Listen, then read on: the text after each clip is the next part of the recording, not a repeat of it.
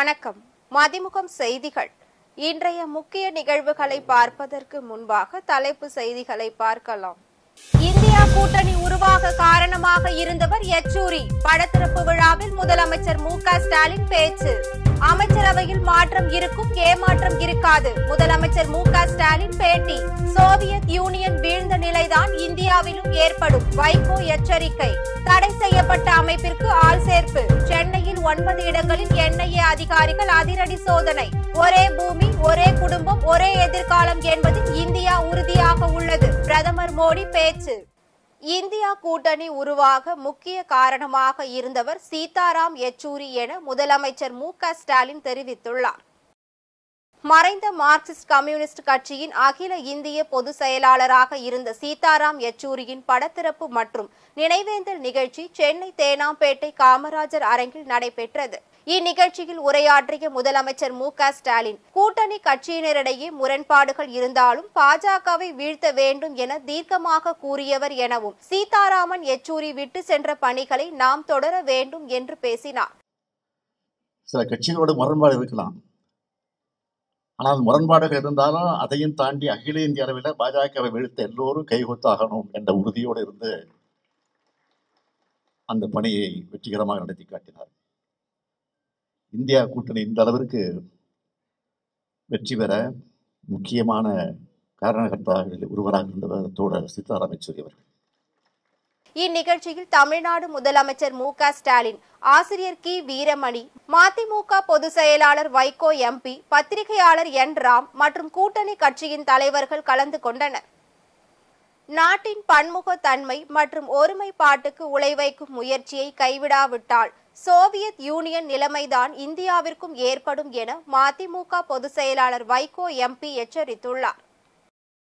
Marxist communist கட்சியின் அகில இந்திய பொதுச் செயலாளர் சீதாராம் யெச்சூரி படத்திறப்பு மற்றும் நினைவேந்தல் நிகழ்ச்சி சென்னை காமராஜர் அரங்கத்தில் நடைபெற்றது.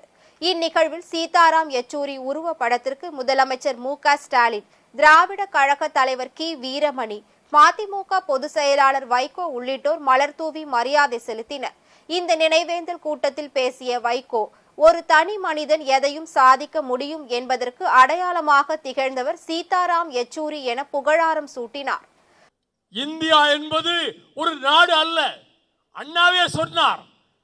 அது 56 தேசங்களாக 500 சமஸ்தானங்களாக இருந்தது. அவை அனைத்தையும் ஒன்றிணைத்தவன் வெள்ளைக்காரனுடைய துப்பாக்கியும் லத்திக்கமும் தான் என்று 8 வருடம் சிறையில் இருந்த சஞ்சீவ ரெட்டி சொன்னார்.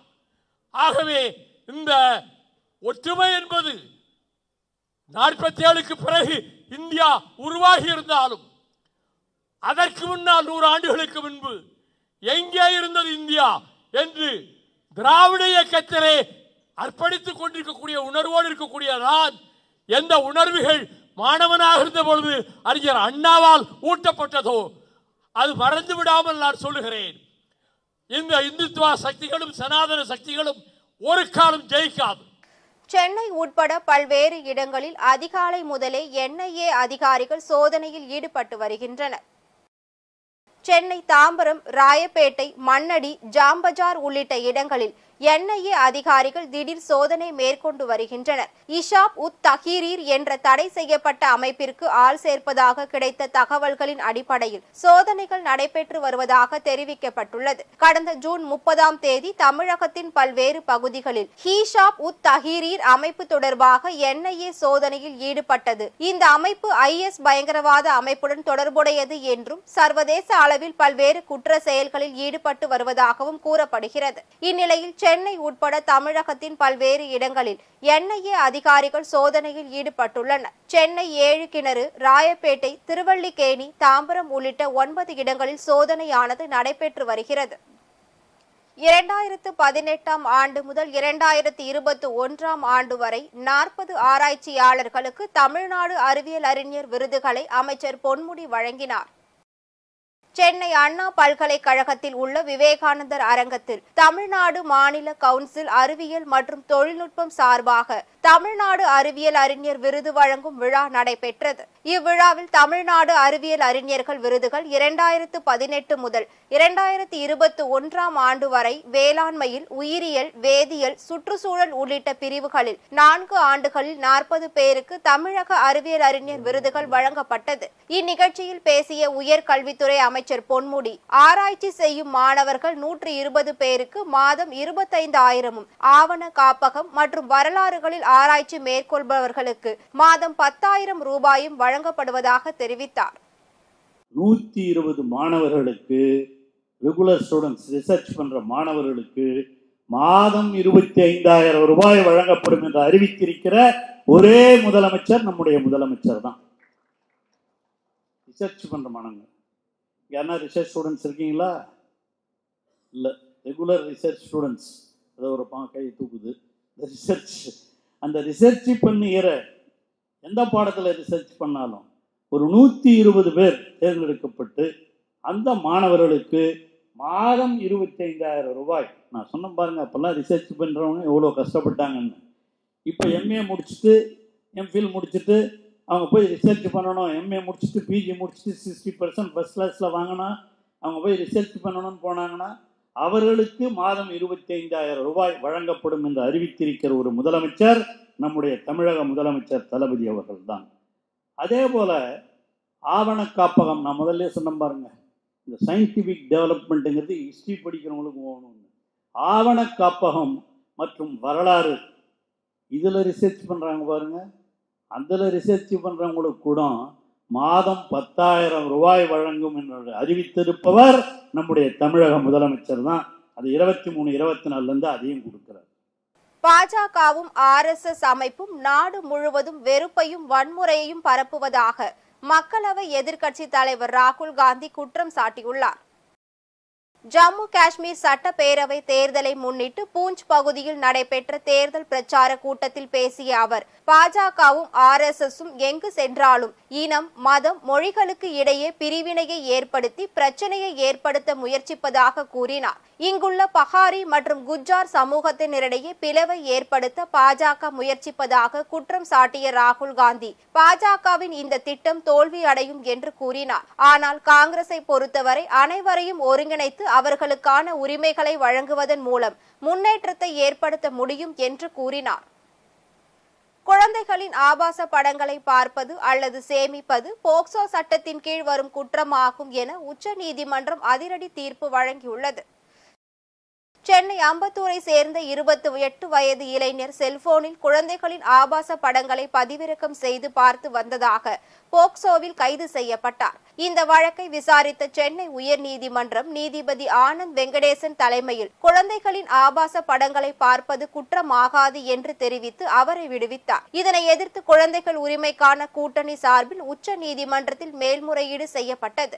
இந்த வழக்கு கடந்த ஏப்ரல் மாதம் விசாரணைக்கு வந்தபோது நீதிபதி ஆனந்த் வெங்கடேசனின் கருத்தை உச்ச நீதிமன்ற தலைமை நீதிபதி TY சந்திரசூட் கடுமையாக கண்டித்திருந்தார். மேலும் உயர் நீதிமன்றத்தின் உத்தரவை ரத்து செய்த உச்ச நீதிமன்ற நீதிபதி, குழந்தைகள் ஆபாச படங்களை செல்போனில் வைத்திருந்தால் அது போக்சோ சட்டத்தின் கீழ் வரும் குற்றமாகும் என்று தெரிவித்தார். குழந்தைகள் தொடர்பான இத்தகைய வழக்குகளில் குழந்தைகள் ஆபாச படம் என்ற சொல்லை பயன்படுத்தக்கூடாது என்றும் அதற்கு பதிலாக குழந்தைகள் மீதான பாலியல் துஷ்பிரயோகம் மற்றும் சுரண்டல் என பயன்படுத்த வேண்டும் என்றும் இதற்கான அவசர சட்டத்தை ஒன்றிய அரசு கொண்டு வர வேண்டும் என்றும் அறிவுறுத்தினார்.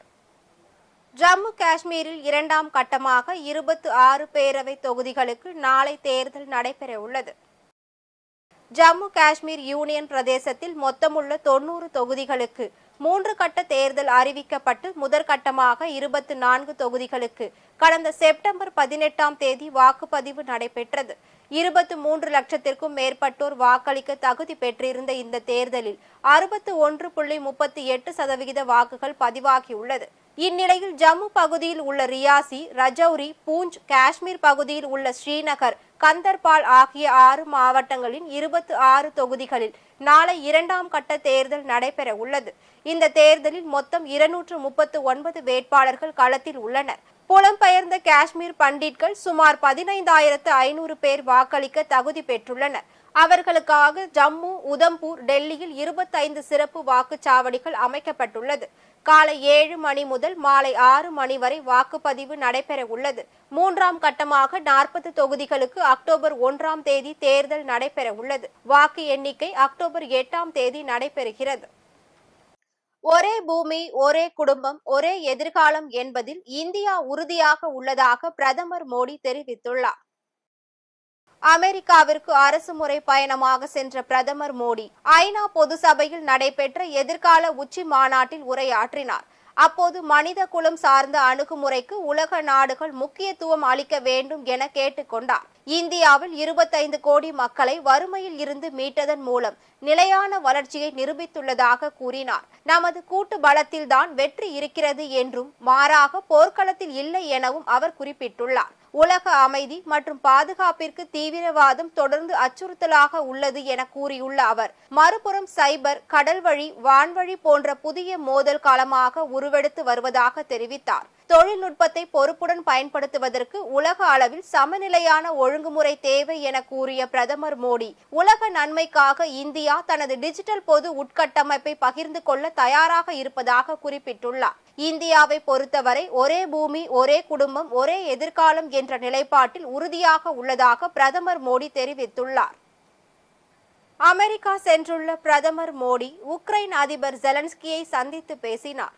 பிரதமர் நரேந்திர மோடி அண்மையில் உக்ரைனுக்கு மேற்கொண்ட பயணத்தை நினைவு கூர்ந்த இரு தலைவர்களும் இருதரப்பு உறவுகள் தொடர்ந்து வலுப்படுத்துவது குறித்து திருப்தி தெரிவித்தனர். உக்ரைனின் நிலைமை மற்றும் அமைதிக்கான பாதையை பின்பற்றுவதற்கான முன்னோக்கிய பாதை ஆகியவையும் அவர்களின் விவாதங்களில் முக்கியமாக இடம்பெற்றது. ராஜதந்திரம், பேச்சுவார்த்தை மற்றும் அனைத்து தரப்பினருக்கும் இடையேயான ஈடுபாடு ஆகியவற்றின் மூலம் மோதலுக்கு அமைதியான தீர்வு காண இந்தியாவின் தெளிவான, நிலையான மற்றும் ஆக்கப்பூர்வமான அணுகுமுறையை பிரதமர் மோடி மீண்டும் வலியுறுத்தினார். மோதலுக்கு நீடித்த மற்றும் அமைதியான தீர்வை ஏற்படுத்துவதற்கு அனைத்து ஆதரவையும் வழங்க இந்தியா தயாராக உள்ளது என்று பிரதமர் மோடி தெரிவித்தார்.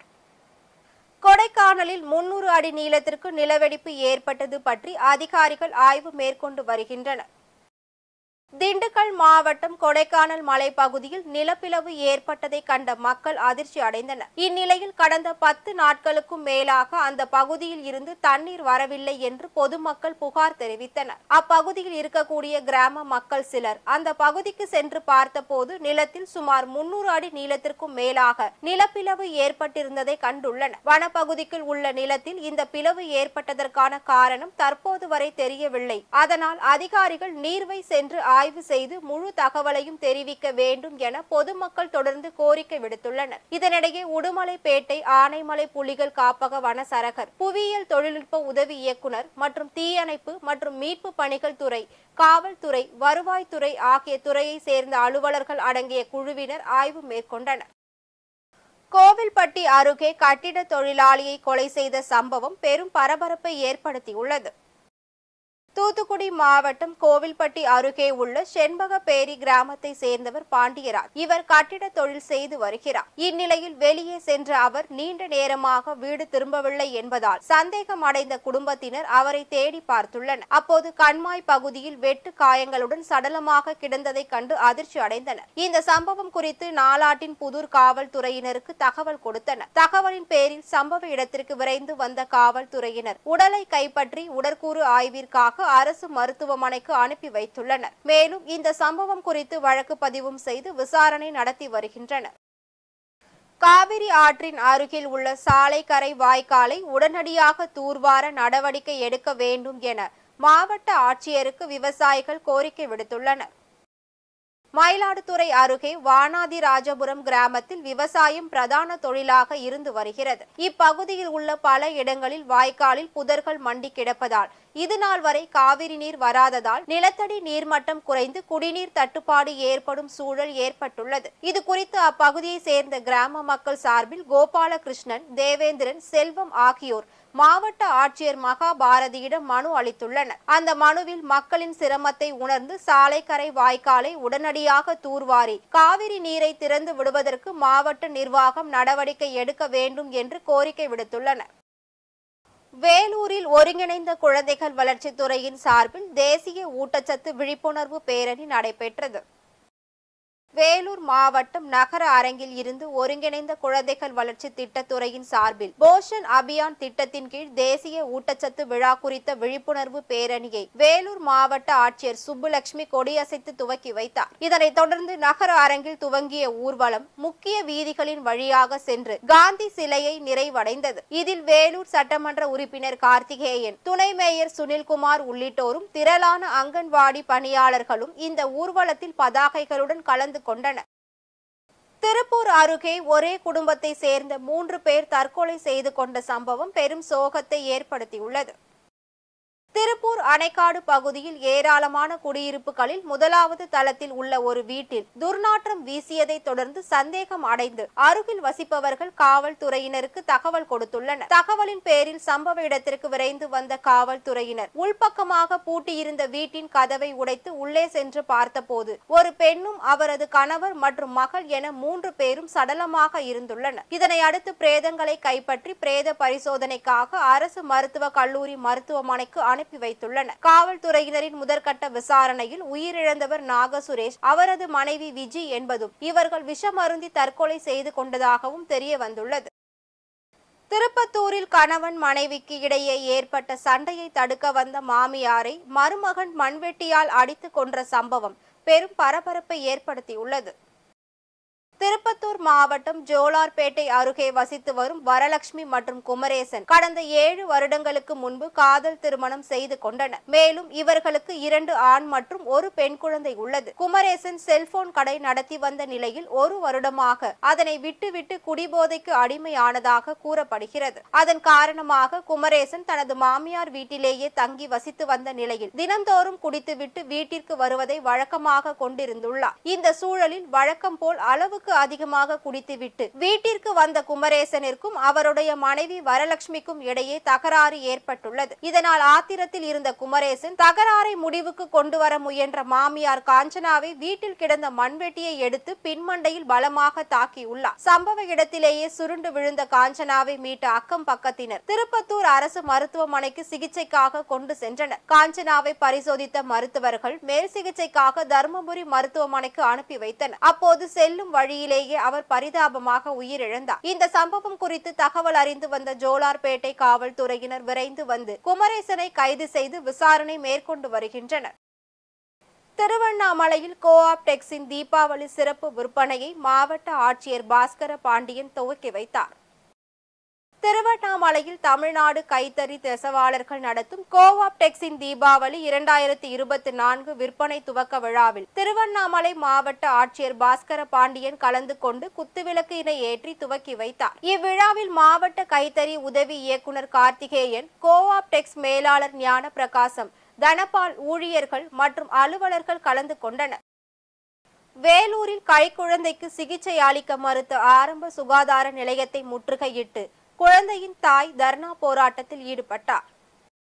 வேலூர் மாவட்டம் பொன்னைப்புதூர் கிராமத்தை சேர்ந்த தமிழரசன் மற்றும் ஹேமலதா தம்பதியினர் தங்களது 3 மாத கைக்குழந்தைக்கு உடல்நிலை சரியில்லாததால் பொன்னை அரசு ஆரம்ப சுகாதார நிலையத்திற்கு இரவு 12 மணி அளவில் சிகிச்சைக்காக சென்றுள்ளனர். அப்போது அங்கு பணியில் இருந்த செவிலியர்கள் சிகிச்சை அளிக்க முடியாது என்று கூறி கதவை பூட்டிவிட்டதாக கூறப்படுகிறது. இதனால் ஆத்திரமடைந்த குழந்தையின் தாயார் ஹேமலதா தனது கை குழந்தையுடன் அரசு ஆரம்ப சுகாதார நிலையத்தில் தர்ணா போராட்டத்தில் ஈடுபட்டார். தகவல் அறிந்து சம்பவ இடத்திற்கு வந்த காவல்துறையினர் உறவினர்களும் பேச்சுவார்த்தை நடத்தி சமரசம் செய்து அனுப்பி வைத்தனர்.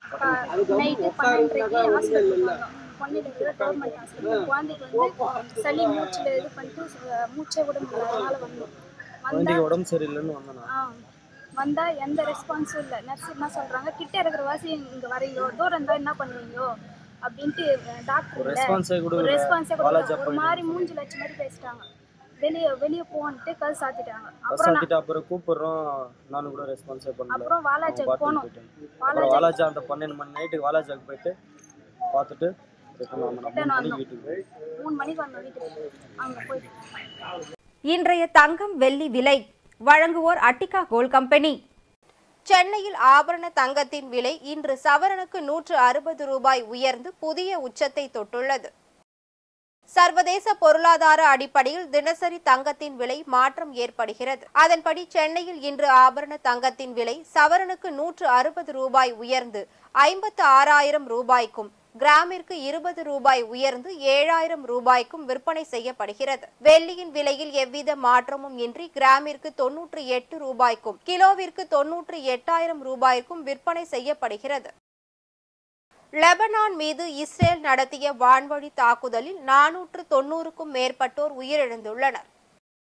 காசா போரில் பாலஸ்தீன ஹமாஸுக்கு ஆதரவாக செயல்பட்டு வரும் லெபனான் நாட்டை சேர்ந்த ஹிஸ்புல்லா ஆயுத குழு வடக்கு இஸ்ரேல் பகுதியில் ராக்கெட்டுகளை வீசி தாக்குதல்களை நடத்தி வருகிறது. இந்நிலையில் ஹிஸ்புல்லா ஆயுத குழுவிற்கு எதிராக லெபனானில் இஸ்ரேல் பாதுகாப்பு படை வான்வழி தாக்குதல்களை நிகழ்த்தி வருகிறது. அதற்கு பதிலடி கொடுக்கும் வகையில் ஹிஸ்புல்லாக்களின் ஆயுத கிடங்குகளை குறிவைத்து தாக்குதல்களை நடத்த இஸ்ரேல் விமான படைகள் முனைப்பு காட்டியுள்ளது. அதன்படி லெபனான் மீது இஸ்ரேல் விமான படைகள் தாக்குதல் நடத்திய இதுவரை 490க்கும் மேற்பட்டோர் உயிரிழந்துள்ளனர். 1600க்கும் மேற்பட்டோர் படுகாயமடைந்துள்ளனர். மீண்டும் தலைப்பு செய்திகள். இந்தியா கூட்டணி உருவாக காரணமாக இருந்தவர் யெச்சூரி. படத்திறப்பு விழாவில் முதலமைச்சர் மு.க. ஸ்டாலின் பேச்சு. அமைச்சரவையில் மாற்றம் இருக்கும், ஏமாற்றம் இருக்காது. முதலமைச்சர் மு.க. ஸ்டாலின் பேட்டி. சோவியத் யூனியன் வீழ்ந்த நிலைதான் இந்தியாவிலும் ஏற்படும். வைகோ எச்சரிக்கை. தடை செய்யப்பட்ட அமைப்பிற்கு ஆள் சேர்ப்பு. சென்னையில் 9 இடங்களில் என்ஐஏ அதிகாரிகள் அதிரடி சோதனை. ஒரே பூமி, ஒரே குடும்பம், ஒரே எதிர்காலம் என்பதில் இந்தியா உறுதியாக உள்ளது. பிரதமர் மோடி பேச்சு. இத்துடன் செய்திகள் நிறைவடைந்தன. மீண்டும் செய்திகள் இரவு 8 மணிக்கு. மேலும் செய்திகளை தெரிந்து கொள்ள மதிமுகம் பிரைம் யூடியூப் தளத்தில் இணைந்திருங்கள்.